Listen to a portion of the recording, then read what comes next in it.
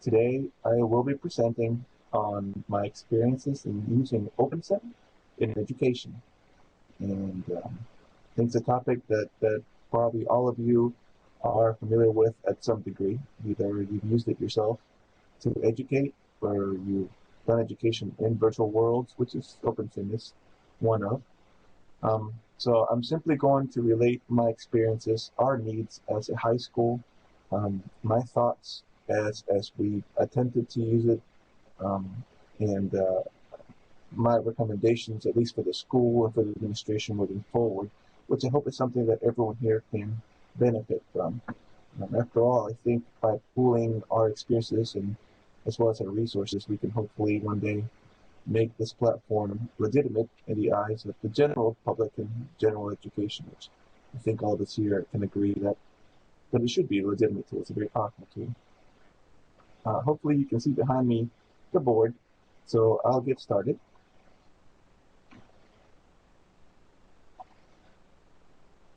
All right, so here we have a quick outline of what we talk about today. Is one, why virtual worlds, and that seems like a topic that is redundant in this audience. However, um, we have some specific needs, being a K through 12 school that is public. So I'm going to be specifically addressing virtual worlds to be used in our stance, which is different from other people's situation.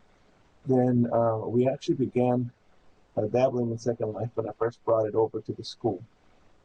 We made a switch to OpenSim, and then we've been in OpenSim so far this curriculum. And then I'm going to talk about my experiences up to right now and where I plan to take things. And hopefully these experiences and thoughts will help you in your own project, or maybe make for some conversation, which I hope we can do at the end.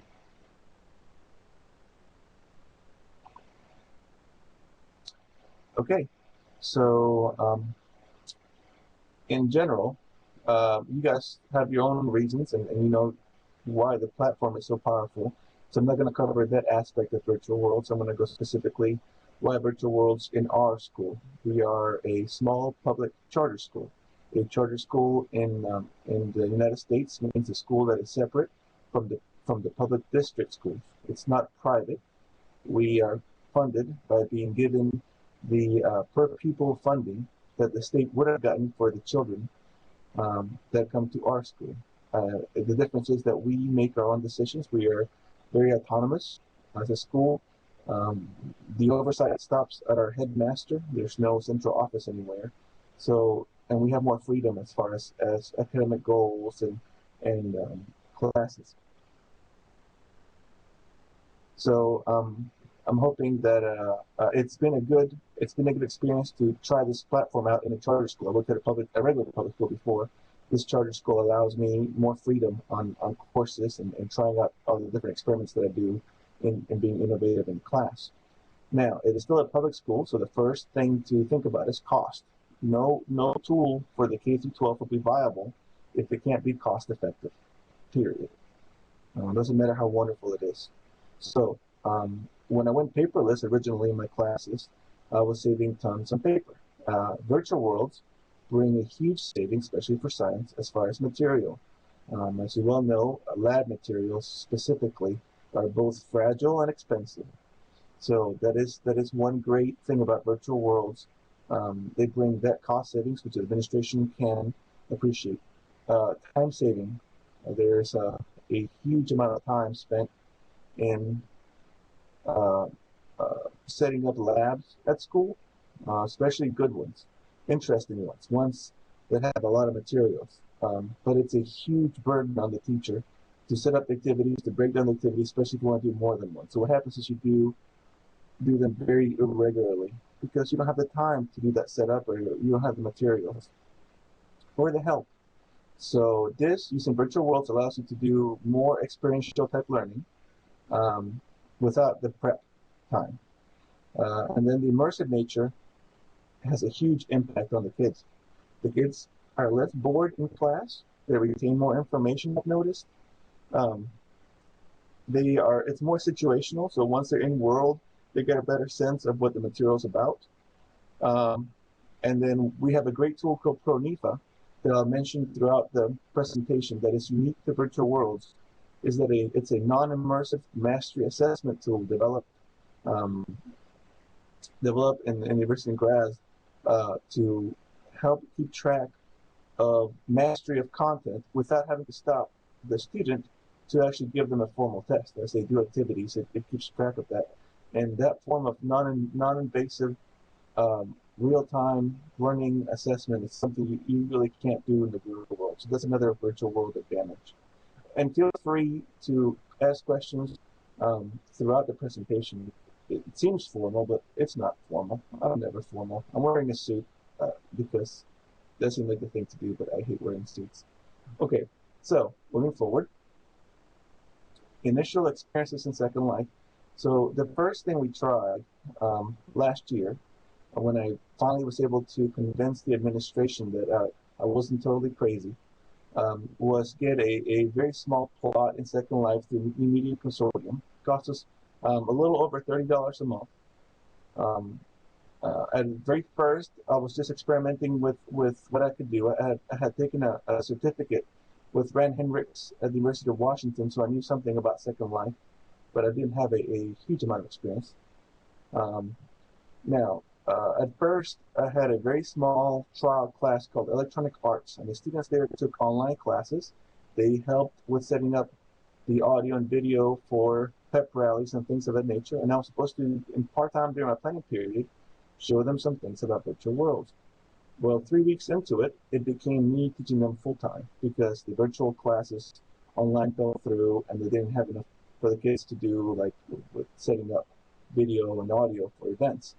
So then I was instructing them within that world full time. So we covered some general topics such as what is virtual reality, and we talked about the impact of virtual reality on real life, avatars. We did some building, and then we applied some of the skills to an arts class. So back there, and I'll talk about more later, we have a art gallery that we made, and we scanned the drawings and art of the kids in a real art class, and my electronic arts kids built a gallery where we displayed it to show what is possible with the technology.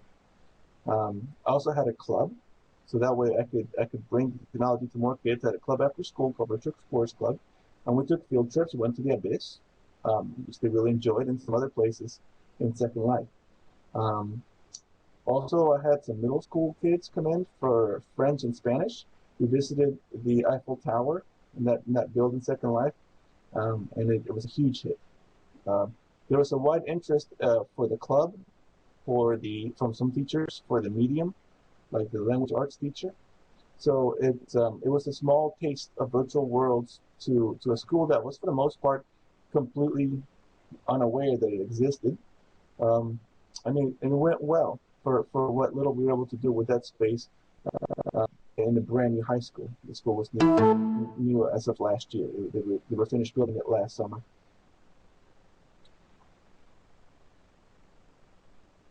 So here are my initial experiences that first year using Second Life in a limited capacity. Okay, it was hard to balance the wide interest with the small space. For example, the gallery, which I'd love to leave up, I didn't have enough space to have it up and to have the virtual explorers practice building. Had to put it up, and ends up, because the kids had put it together, it wasn't all quite linked right. So we ended up losing the building, although we still had the art. So with the limited space, the limited number of prems became a challenge. The nature of the space, because I found the skybox. This is my own inexperience here. I randomly found a skybox way above that apparently one of the students that knew a little bit too much or found out too much made, and the skybox had a bed in it, and the bed had a number of racy scripts in it. Let me put it that way. So I'm not sure what all happened with the skybox before I found it, but it could have been a big issue if parents had found out about it. Being a high school, there are definitely other things about Second Life, especially if you look for, say, things like events, and then you get a lot of really racy events come up, or some of the things in the marketplace that parents and administration would immediately shut us down for. So that scared me more than once. And then that thing with the skybox was also a huge concern, um, because it is in a college. Um, we have to be sensitive as to what is being shown to the kids, especially here in the U.S. The kids were given, we made accounts for them. So the accounts all had TCHS user 1, TCHS user 2. Um, the SIM was locked as far as people coming that were in the group. However, to do anything, because of the space, obviously, and really the big thing about Second Life is going places. So I'll get to that in a minute, because, well, actually, that was my next point. Some of the field trips we took, we had to sketch a character's approach and try to IM the kids. And even though the kids had very clear instructions as to what to do in that situation, it still made me uneasy. And then within our area, I didn't have enough. I didn't lock them down enough. They were still able to do scripting and building, which is how that space got up there. And afterwards, I was able to lock it down more. But if you lock it down so much, then they can't do anything in the space. So it's a give and take. Um, but definitely, that skybox with the bed in the sky could have been a big deal. Um, However, we did successfully host that art gallery, which was a big hit. So I'm not going to say everything was negative. It was a great first experience, but we wanted to see what else we could do somewhere else. Okay, so that was our first experience with virtual worlds within the high school. So now we look into OpenSim. I was aware of OpenSim. We had talked about it in class. I had talked to some of my friends within the world about OpenSim and their experiences. I had met Stephen. I had met some of the others in the world through different conferences. So I want an option with more space but not cost. Jan was just mentioning a second ago that he's making a build in Open Grid because of the space that he'll be able to use there. So I wanted to try OpenSim. We originally wanted an in-house server so we could have complete control over the entire thing. So more space was a big thing. Being more secure was a big motivator to OpenSim. The accounts we could register the accounts more securely. There was a whole OpenSim on a sim on a stick, so kids with no internet at home could take a flash drive home and maybe be able to participate without internet from home. And then as we were researching what education had done, the trends over time, we saw that a lot of people, and I've been to many of the grids there through different experiences here in World, had gone to OpenSim. I've found a number of colleges, community colleges, and high schools, and then middle school. Almost all the middle schools that I know of use OpenSim instead of Second Life because of the age thing. So this is many reasons why we decided on our over last summer to move to OpenSim. So we switched. After looking into it, hosting our own server was far more technically challenging than we could handle. Again, this is a small charter school. There is no IT department per se. I'm pretty much the guy that troubleshoots most of the technology problems most of the time. We have a network person that comes in if he needs to be called, but he's not in-house. We settled on using Dreamland Metaverse as a company that was well established, hosted other educational facilities, and then I'll give them a small boost here in that Snoopy, who helped me set it up, was extremely helpful and has been throughout. I could not ask for a better choice if you're looking to host a sim. They've been very pleasant to work with. They cost us $45. It costs us $45 a month for 2 full regions, which is a huge increase in size without an increase in money. A large increase in money. They had a monetary system, so we could use money to do a reward system, which would go into gamification when I talk about that in a minute. They had Smoodle, which is a learning management system that we could use. And of course, learning management system is a way for the students to keep track of their work. We are a Google App School, so we use Google Documents for a lot of what we do, but we could pair that up with a Moodle if need be. And we had a lot more control over the accounts. We didn't go with Sim on a Stick, partly because, again, technically speaking, once my colleague Salas and I looked into it, it was daunting. I mean, we pretty much did this on our own, and two, because there wasn't that much of an instance of the internet being down. If the kids had a computer at home, they had internet and it worked pretty well. So it did not. It was not enough of a need for us to warrant trying to learn how to do that.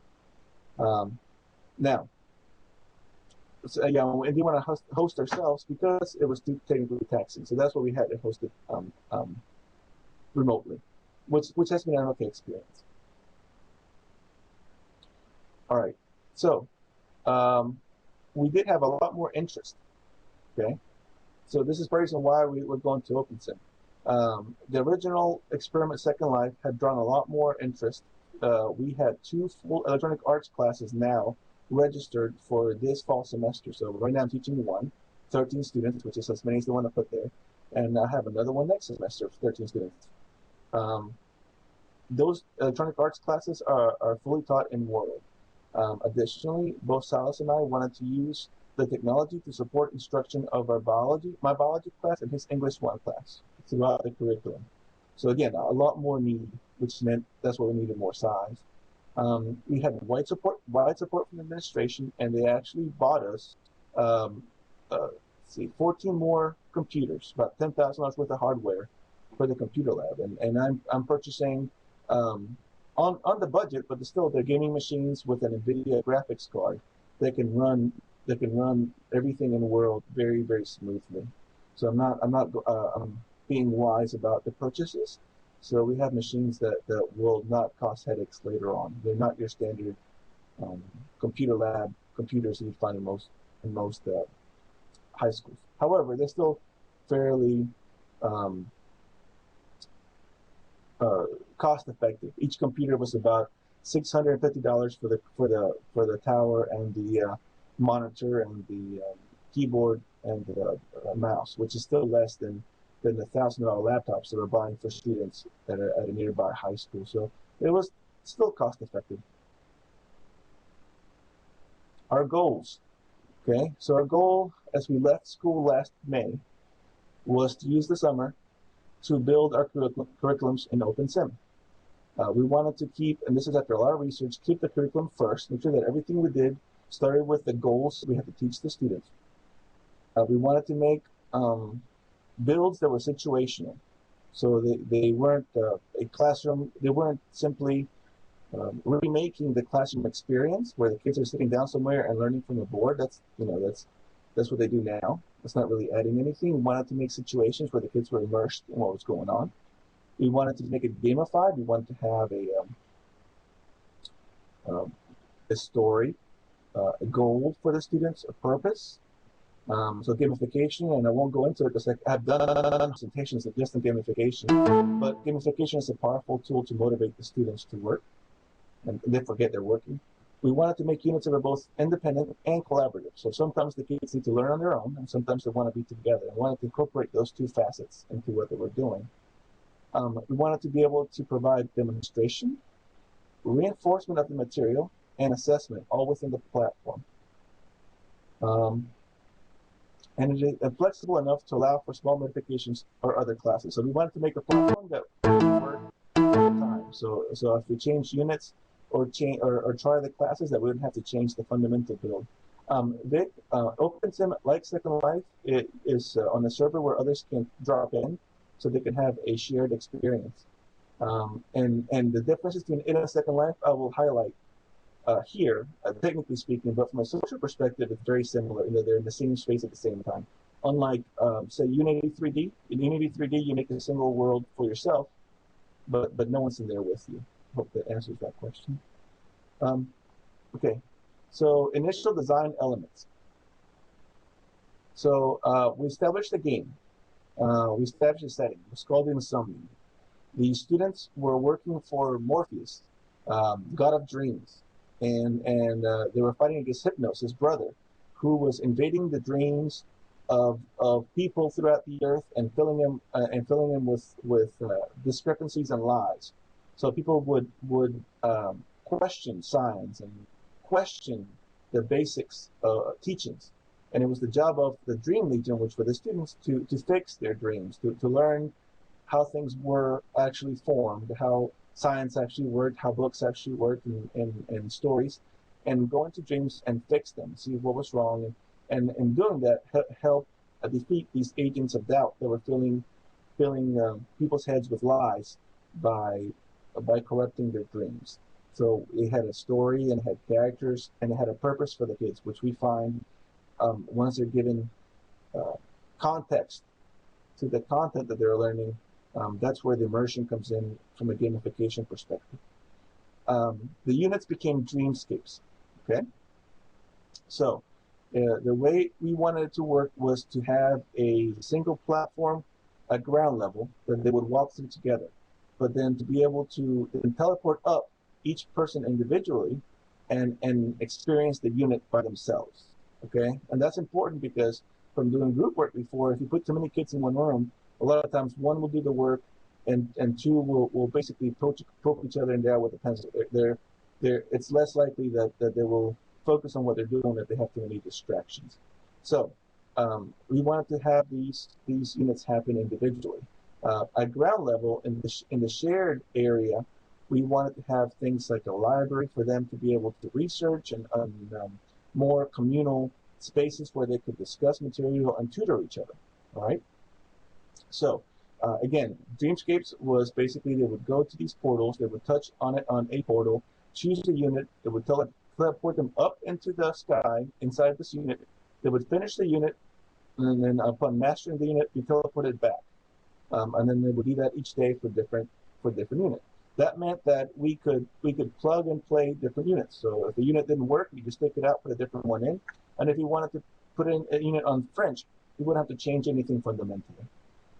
We had in mind to use a reward system and a store. So when they're finished the unit, they would get money.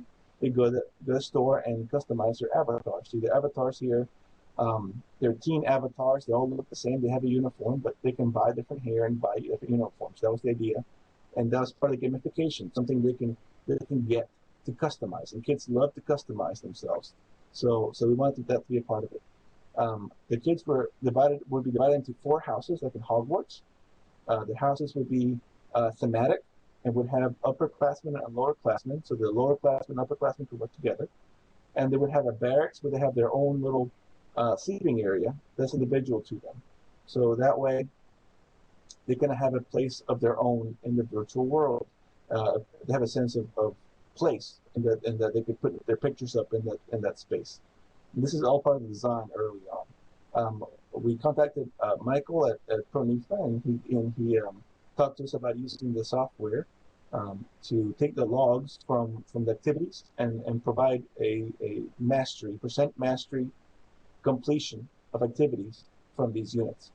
And then lastly, we brought in the Moodle elements, I'm sorry, and wanted to have that library of resources so the kids could actually research things in the world. Okay, so this was all after about a 6 weeks of design process prior to the summer. So what happened? Over that summer, we learned one simple, clear fact. Silas and I are instructors, not builders. We know people, and I know plenty of people that are builders, even builders that know how to that do teach to some degree. There are some instructors that are wonderful builders, but bottom line is, we try to be builders that were instructors, and what we found is that we would compromise the activities that we're trying to build to make them possible for us to build or less complex because we didn't have the skills. So by the end, this is hindsight. We found ourselves making experiences that were too much like basically WebQuest or simple dialogues, or a room full of media on the prim where the kids would go to websites and look up information, which is a WebQuest. They would watch videos from YouTube on, for example, animal behavior, and use a simple dialogue to tell me what behavior it was, which is not, I could do that without the virtual world. So the bottom line was what I wanted to do, the activities where they had interaction, breedable pets, more complex situational activities. We could not form those, not at least in the time that we had. In biology alone, I have 17 units to cover, separate units to cover. the media streams kit actually I had a lot of trouble with. I thought that'd be one simple thing, but ended up because of I'm not sure if it was the Flash update or whatnot. We still having issues with media on the prim showing up properly, and sometimes playing when it doesn't want to. The picture I have up here was one of my earlier builds where I was trying to make this cool game based on global warming and CO2 uptake by the tree. And then as when the activity began, the houses and the cut down trees and the machinery and factories would grow, and that would add to how much carbon dioxide is being put up. And then the kids have to click on the tree to take out carbon dioxide because trees, take up carbon dioxide. There's a layer of carbon dioxide around the earth representing the greenhouse effect. That layer gets more opaque over time. So by clicking the tree faster, you make it more translucent, but it's adding more CO2 from all these inputs faster, so it becomes more opaque. So it's basically a quick clicking game, which is really cool because then they can see the interaction of all the items.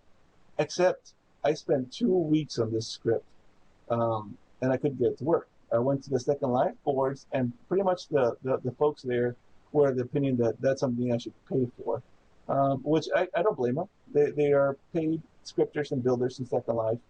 I was frustrated, but it was what it was. So that's an example of a really cool build that that I almost got to work, but I couldn't quite make to work. So I had to make fairly simple interactions, simplistic. Um, and I found shortchanging our instruction because of our building skills. Here is a picture of the units. You see, they all res, and the kids get teleported inside them, um, and then they do the activity. There are other builds like in Genome Island that are more communal, but we find that less. The kids have too much fun bumping into each other flying around. By immersing them inside the unit into these spaces, this was a very solid design concept that we will keep whatever we do. Then there'll be time for group activities, but this will be recreated whatever else we do. Um, there isn't as much material readily available in an OpenSim environment as there is in Second Life, but it is mostly free what is available. However, we found ourselves having to build a lot, which is part of the reason. Um, we observed higher issues with lag. Stephen was kind enough to give me a copy of the OR of a huge castle he got from the science grid in OpenSim, and I used it in RSim. I ended up having to switch that out for a much smaller build to use my electronic arts class because it was I thought that was causing the lag. But at the end of the day, even just with 13 kids in there working building electronic arts, we experienced lag. So when they are working, for example, on a loop res script for hair, sometimes the script will lag behind the changes they made, so they think the script is not right and make changes to it, but it is correct, and it makes a lot of frustration for the electronic arts class, for example. Um, for building, the lag meant that sometimes we would have to log out, log back in, and then just log out completely, restart the whole thing, and come back in. So, yeah, Stephen is saying there, sometimes, no matter what we did, we still experienced the lag, um, like I had not seen in Second Life before. There were issues with group permissions. I couldn't make them not fly as a group. I had to block flying for the entire sim or permit it. So there were a lot of group permissions problems that Snoopy admitted had to do with just OpenSim and the version of it. Um, it was simply frustrating. My partner and I spent about 30 to 45 hours a week for about 8 weeks. It was a colossal amount of time in trying to get ready. It was easily a full-time job over the summer and then some. Um, and we were able to get, I was able to get 2.5 units mostly done, I thought. Um, in English, about the same, but they're fairly simplistic and they were still really, really, really buggy. So it was well short of our goal. It was unrealistic. So bottom line is, when the school curriculum started, we were not able to move forward with things as we wanted to. There was no point in bringing them in with the whole story and everything. Partly because the computer lab wasn't even in place. Partly because the barracks weren't finished, the stores weren't finished. There were too many aspects that were not finished. Um, it wasn't because of the time that we spent. is that the materials took too long to put together, especially for us. So it was too rough to use in the first day. Since then, I've been offering the units that I do have ready as extra credit. So the kids will come in, the computers that I have, and do them. The first time I did that, I found out that apparently some of the one element inside a fairly complicated linked item was phantom. So the kids teleported to the unit and then all fell through. So I had reigning students on the first day of the trial. So the first day was fiasco. The second time we tried it, it was better. And I had 4 students complete them, and I have the data from their observations. And as I expected, they loved the experience. They enjoyed learning that way. They were frustrated by the bugs. Several of the scripts within the units weren't quite talking to each other. And I found out that the dialogues where they click on say, the right answer, the units around them would hear the right answer from the one student and then react appropriately on the other units. That's because apparently dialogue says go sim wide. So now I have to go back and change the dialogue script to get a random channel where they talk, so they don't hopefully talk to each other. The money system never worked really well, and then you have to check your say, whispers, and shouts in the units depending on the size of them. So that's the problem with the biology units. The English units, you never even tried. It was just too buggy. In the electronic arts, I have kids in there every single day learning about how to build in virtual worlds. They built clothing, they built shoes, they've done animations, made their own textures. They learn a lot. They love it. They don't want to stand up at the end of the day, even though we're plagued with lag. They still love it and enjoy the experience. Now, reconsidering. This is where I find myself now. This is very much a presentation of the near past and then present tense. Now I'm doing activities for extra credit that are not the units. I'm still troubleshooting my units.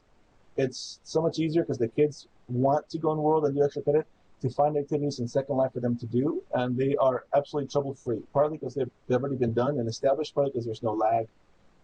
So I use my old club Second Life accounts for the students in biology. They've gone to a couple of colleges. They've gone to the Genome Island, and they've done activities and answered questions for extra credit. It's reliable in there. It's well prepared. There's an array of resources for them to use that I can buy also. There are also many places to visit, like Ian's Wonderful Abyss and others, the Mars Station, NASA, and it's ready to go. So that has me reconsidering. Some issues remain with Second Life. There's a cost issue. Vic, what I mean is, go back to that. When I ran the virtual Explorers Club, I had made a bunch of student accounts, and I still have the student accounts in Second Life. So I'm using those student accounts for my biology class to get into Second Life and do things within that world. So I have about 18 accounts I made originally. I tried to use the student registration API that's available. So I couldn't get the API to work. I guess I don't know enough about APIs to get that. So they're registered. I made the accounts and then they use them. For Second Life, we had Second Life unblocked. If that's what we're talking about, the ports our school are controlled by the internet service provider, which is the state provides internet for our schools. So originally, both OpenSim and Second Life were blocked, and I gotten the Second Life ports unblocked, so no problems getting to Second Life. And for OpenSim, to get to OpenSim, I actually had Snoopy in Dreamland Metaverse change the port that is used to get to his sim for our sim to the same one as Second Life. So that way we could reach it through that already unblocked port. Okay, so hopefully that answered that question, Vic. So some issues remain. Still, we have this cost space issue. I mean, for some entities, $150 a month is fine to get a whole region. I would have to really prove this technology to have that amount of money approved to me. That's a huge amount for our school. and that hasn't happened yet. And there's been issues with reliability from OpenSim for this year. Um, Security of student accounts is huge. In Second Life, I have to have more secure accounts. What we have now kind of works, but I've already seen that there's holes in it, and the kids are very smart and they're very industrious in getting out of bonds. So so they need Second Life needs to set up, if they want education to come on board fully, the student account API thing more formally, so any teacher can basically go in, make a school account, and have all the kids register under the school account um, seamlessly. They cannot rely on the educators to figure that process out on their own, or they will drive them away, as they have in the past. Exposure to general public is still a big deal. I'm hoping that if you can do student accounts through an API, you can set up some of the things as the registering school, like not getting IMs from anyone outside the group, for example, and access to that account. So that would fix that problem. And then PRONIFA compatibility. I cannot say enough how important it is to have hard data to convince administration and other entities that the virtual world is a solid tool for education. And PRONIFA, the way it registers logs and measures mastery based on results, real world is a tool unparalleled to do that. So PRONIFA needs to be a part of whatever is done, or a tool like it, although I think there's no tool like it right now, as it puts the kind of raw data that will turn heads. Otherwise, it becomes a very pretty platform that gets ignored. But because in an instructional setting, when I'm day in, day out with the students, when I'm teaching like I am now, where I have very little time to troubleshoot because I'm grading tests and calling parents and everything else, and going to pep rallies and helping gate duty because we have sports and those other things. And I have a club. I now have an esports club for kids, so kids can play esports if they can't do sports. There is no time to do lots of troubleshooting of things. It has to be a reliable platform that works day in and day out, where the instructors can be instructors. Yeah, friends, that's the API that I tried to use before, set up for us. The platform has to be stable, has to be fairly lag-free, with exceptions for a day here and day there, but not every day. It has to have stuff that is available for educators to simply grab and use and to run with.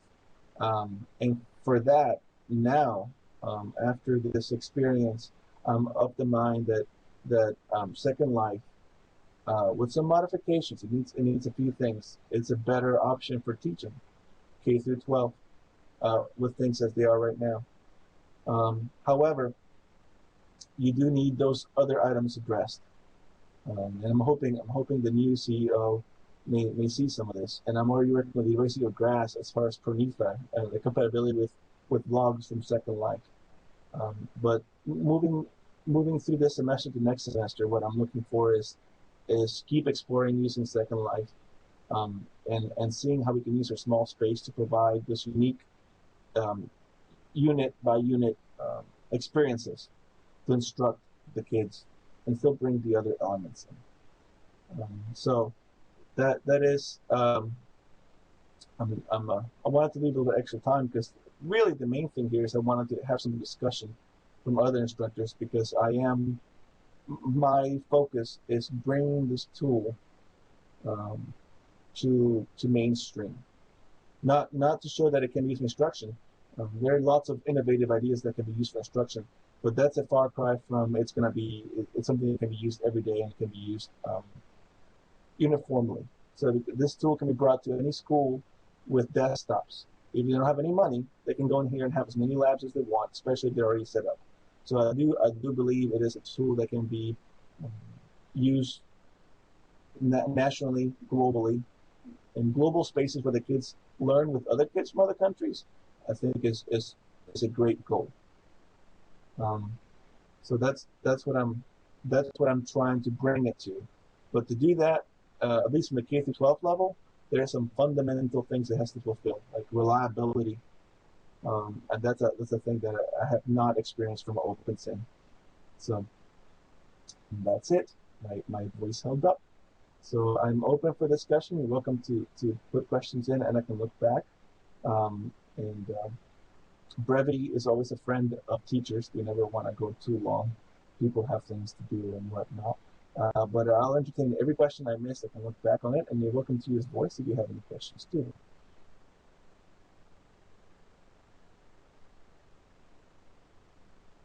Oh, thank you.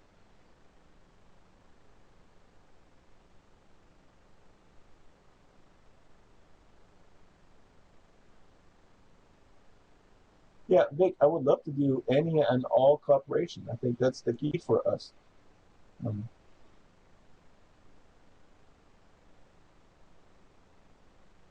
yeah, when you say a single platform, do you mean a single virtual world platform that's not OpenSim or Second Life, something new, or do you mean uh, one place within Second Life or OpenSim where all educators originate from and can work together from? Sure, Marcus. Oh, like in Second Life, yes.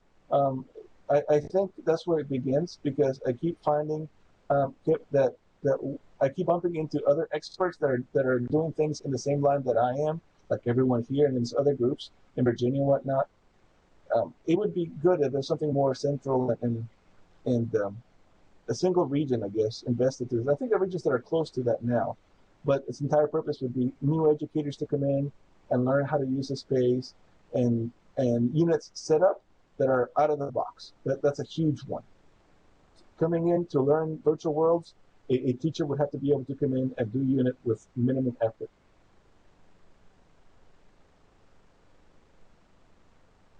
Let's see, school you can miss.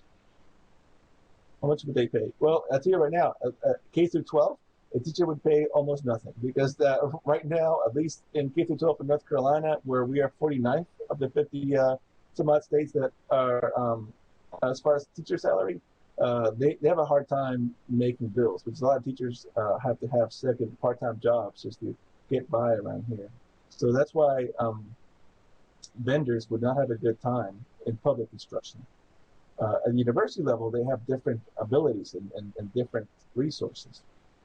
But K through 12, it's got to be a platform that's readily available for not a great cost. That being said, once it's proven, then districts may invest in it. But at the K through 12 level, the decision is made at the central office.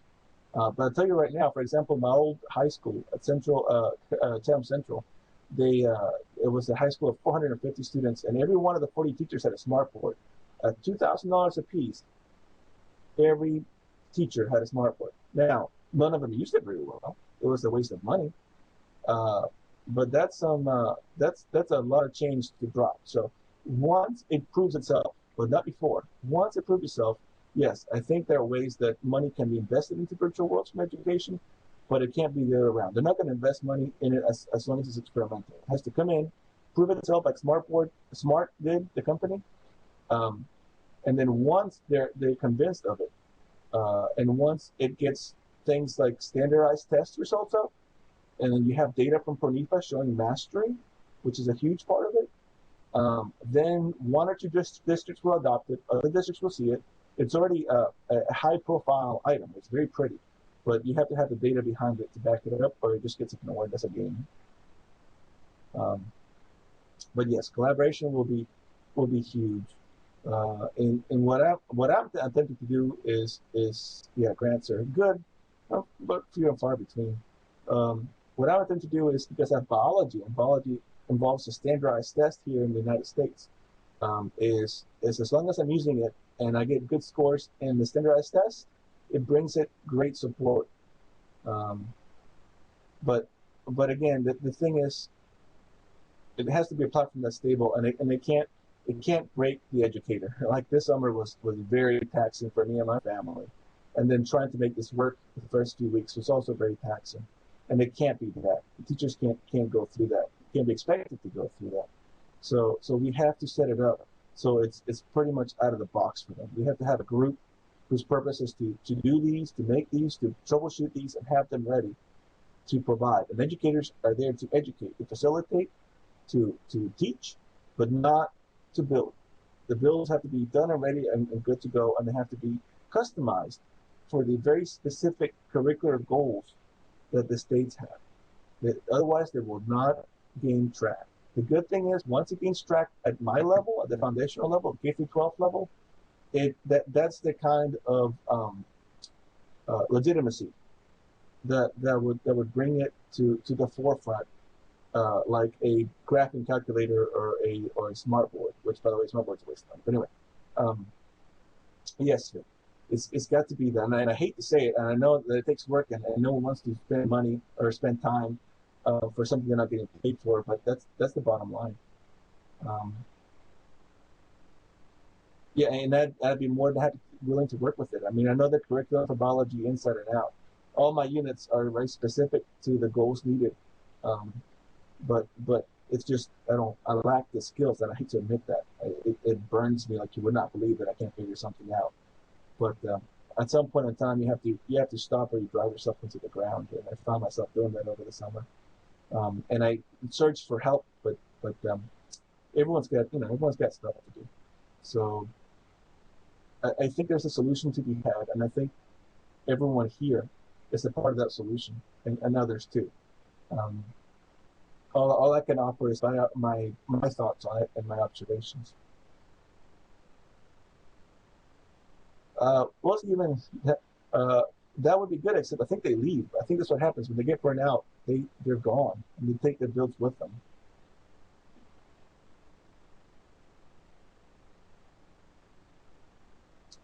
Well, the good thing, Alchemy, is that the funding for Second Life, doing it at that level, it becomes so much easier for us to do. For example, I was given like $20 to play with this stuff in Second Life, and the amount of materials I could get in Second Life for that mere $20 was staggering. So pointing it out is good, but you have to point it out in terms of look at the results that I achieved using this very little funding. You can't just say it's cheaper. It's got to be it's cheaper and it gets results that are equivalent to or better than spending a greater amount of money. Otherwise, it becomes like, well, they need to do the lab by hand so they learn better. But I know firsthand that kids can do a lab by hand and learn nothing. They don't understand what's in the formulas. They don't understand what's in the solutions. They mix it because it says to mix it and it does something. So great, they write something down, but they don't necessarily understand any of it.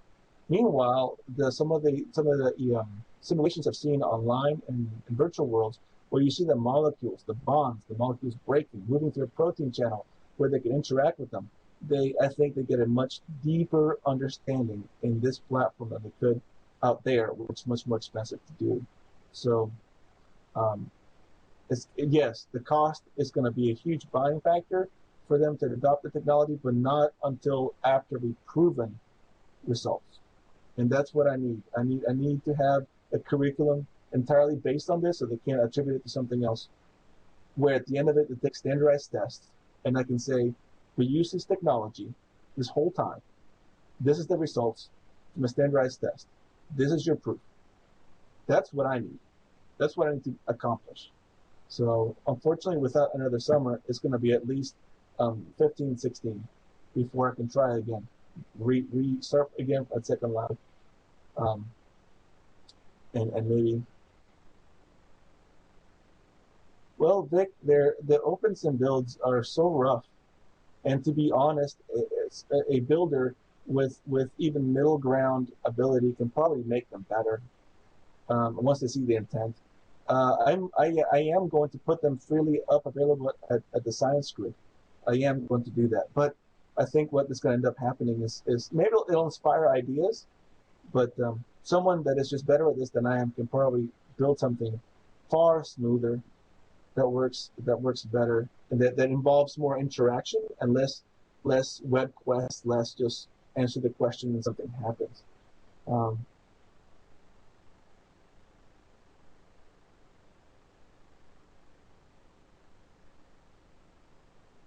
oh, I see what you mean.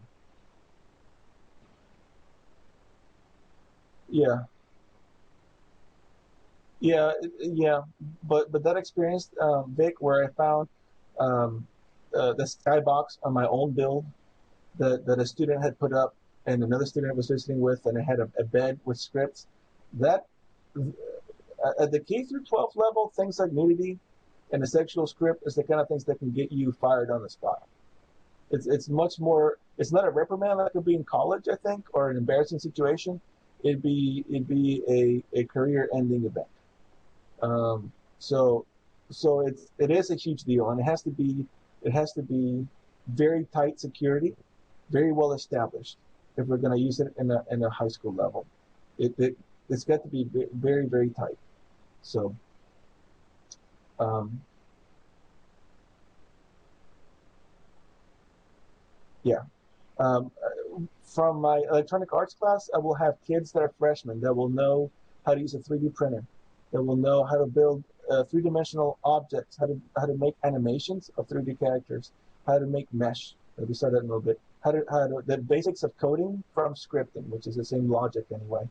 They're going to have a myriad of skills that apply to AutoCAD, to engineering, to manufacturing, to design. So there's a lot of skills to be learned here.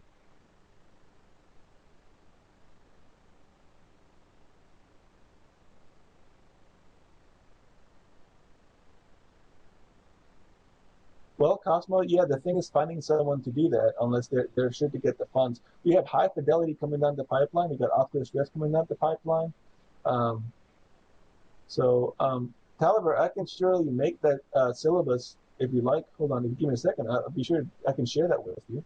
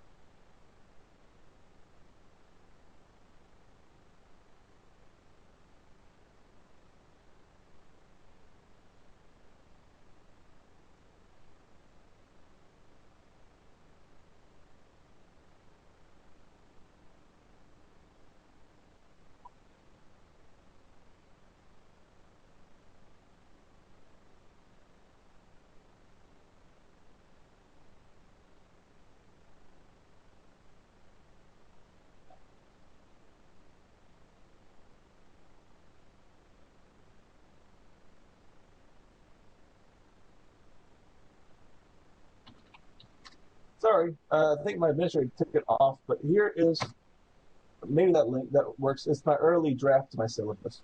But yeah, Cosmo new textbooks. There's a company called CK12 out of California that does paperless textbooks, digital textbooks for free.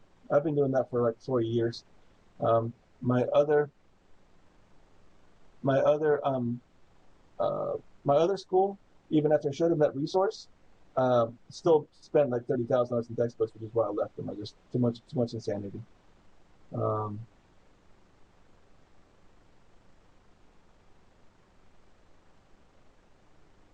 so that's the bottom line from my end. I got about 4 minutes left.